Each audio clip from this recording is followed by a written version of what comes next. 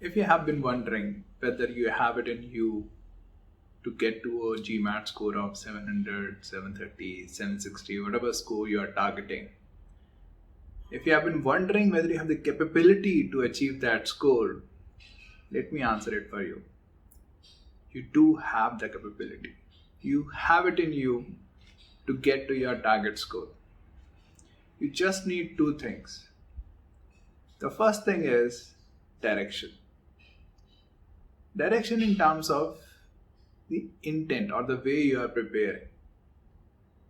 The intent has to be not that, okay, I want to get that score. The intent has to be, I want to deserve that score.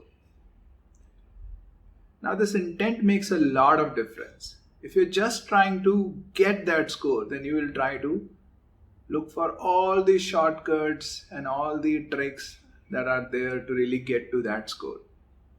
And of course, tricks, shortcuts are not a reliable way to achieve that score because the test is well designed. So it's not going to reward people who just rely on tricks and shortcuts.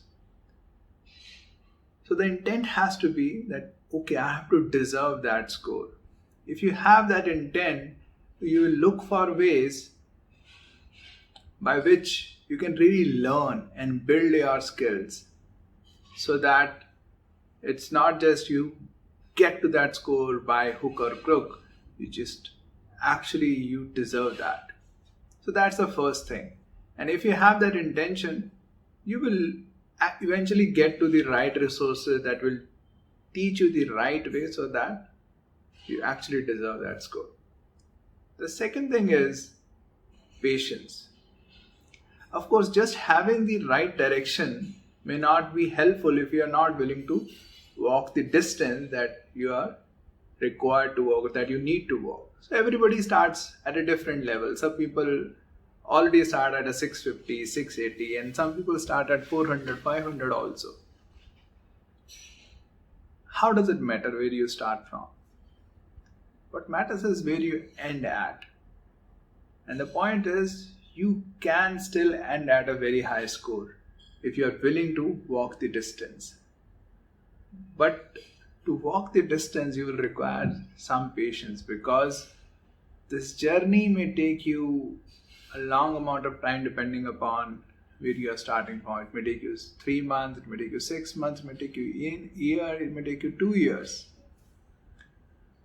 So I have had a student who started with a 380 and he ended up getting a 710. He spent more than 18 months preparing for the test. And he was starting at a 380. So he could get to that score. Now, once he has reached a 710, does it really matter where he started from? No.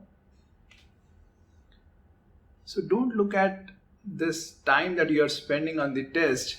You're just spending preparing for a single test that's going to get over and you're going to move on in life.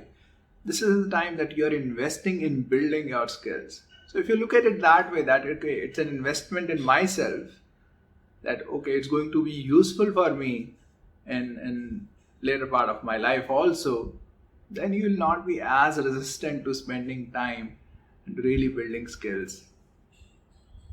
Another thing is, don't compare.